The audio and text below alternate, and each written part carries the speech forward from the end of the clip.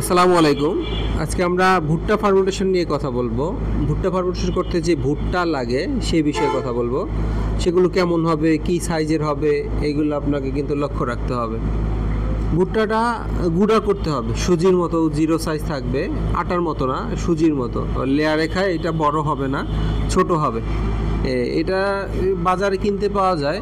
তো বাজারে কিনতে পাওয়া গেলে আপনি সেটা কিনবেন না, আপনি নিজে যদি সুবিধা থাকে বা ওইরকম সুযোগ সুবিধা থাকলে আপনি কি করবেন, ওইটাকে নিজে ভুট্টা কিনে তারপর গুঁড়া করে নেবেন মেশিনে সুজির মতো। তাহলে কি হবে, একটা ভেজাল মুক্ত জিনিস পাইলেন। বাজারে অনেক ভেজাল দেওয়া থাকে, লাইমস্টোন সহ বিভিন্ন আরও অন্য কম দামি পাউডার দেওয়া থাকে যেটা সাদা। তো সেই জন্য ভুট্টার সাথে এটা মিশে যায়, এটা বোঝা যায় না, এটা খেলে মুরগির অসুবিধা হয়। তো ভুট্টার সাইজ বড় রাখা যাবে না। তো বড় থাকলে কি হবে, ভুট্টা বড় হলে এটা ভালোভাবে ফার্মেন্টেড হয় না, তাছাড়া মুরগি এগুলো খেতে চায় না এবং বদহজম হয়। বিশেষ করে 12-14 দিনে 12 থেকে 14 দিনে ভুট্টার ফার্মেন্টেশন করি, তখন কিন্তু স্টার্টার ফিড চলবে। অনেকে কি করে, এটার সাথে গুঁড়োয়ার তখনই চালু করে দেয়। একদিকে গুঁড়োয়ার ফিডটা, অন্যদিকে ভুট্টা ফার্মেন্টেশন, দুইটা মিলে দুইটাই ওর কাছে নতুন, এই জন্য খাবারের পরিমাণ কমাই দেয় এবং কম খায়।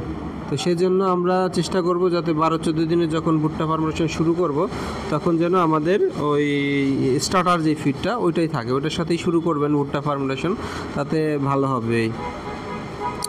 আরেকটা কথা হলো, ওই যদি আপনি দুইটাই একসাথে দেন, ভুট্টা ফার্মেন্টেশন এবং গ্রোয়ারটাকে একসাথে শুরু করেন, তাহলে ওর বদহজম সহ আরও বিভিন্ন রকমের রোগ দেখা দেবে, পেট খারাপ জাতীয় যা আছে সেটা। আপনি আপনার কাঙ্ক্ষিত ওজন পাবেন না।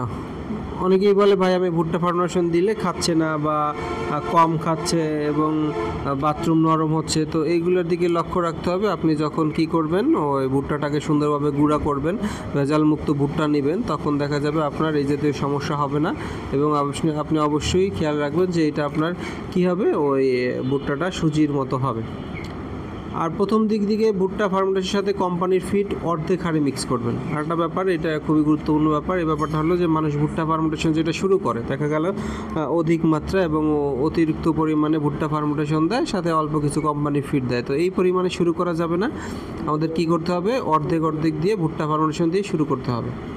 আর যদি আমরা পারি, দরকার হলে অর্ধেক আর একটু কম দিয়ে শুরু করব, যাতে প্রথমে ও আগে এটার সাথে অভ্যস্ত হয়, খাবারটা খায়, চিনে খাবারটা। পরবর্তীতে দরকার হলে আমি বাড়াইয়ে দেবো। এক সময় ভুট্টা ফার্মেন্টেশনের পরিমাণ 80%ও দেওয়া যায়। তো সেটা পরবর্তীতে, প্রথমে আমরা কি করব, অর্ধেক বা অর্ধেকের কম দিয়ে শুরু করব। আরেকটা ব্যাপার হলো, ভুট্টা ফার্মেন্টেশনটা কিন্তু আমরা 2 বেলাতে দেবো, সকাল থেকে দুপুর, দুপুর থেকে সন্ধ্যা, এই 2 বেলাতে। রাতে কিন্তু ভুট্টা ফার্মেন্টেশন চলবে না, রাতে চলবে কোম্পানির ফিড, শুধুই কোম্পানির ফিড দিবেন রাতে। আপনারা আরও মনে রাখবেন, ভুট্টা ফার্মেন্টেড করে রাখার পর যখন খাওয়াবেন তখন শুধু ফিড মিক্স করবেন, আগে ফিড মিক্স করবেন না। মনে করেন সকাল থেকে দুপুর পর্যন্ত যেই খাবারটা দিবেন তখনই ফিডটা মিক্স করে সকাল থেকে দুপুর পর্যন্ত দিয়ে দিলেন। এরপর আবার যখন আপনি দুপুর থেকে বিকাল পর্যন্ত দিবেন, তখনও আবার ওইভাবে দুপুর পর্যন্ত যতটুকু, দুপুর থেকে বিকাল পর্যন্ত যতটুকু লাগে ততটুকুই মিক্সার করবেন, এর বেশি মিক্সার করবেন না। আশা করি বিষয়গুলো বুঝতে পারছেন। ভালোভাবে সকল কিছু করলে ইনশাল্লাহ আপনাদের ফলাফল ভালো হবে।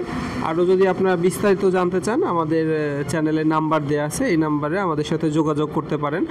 আরও সকল তথ্য আমাদের কাছ থেকে আপনি চাইলে জানতে পারেন।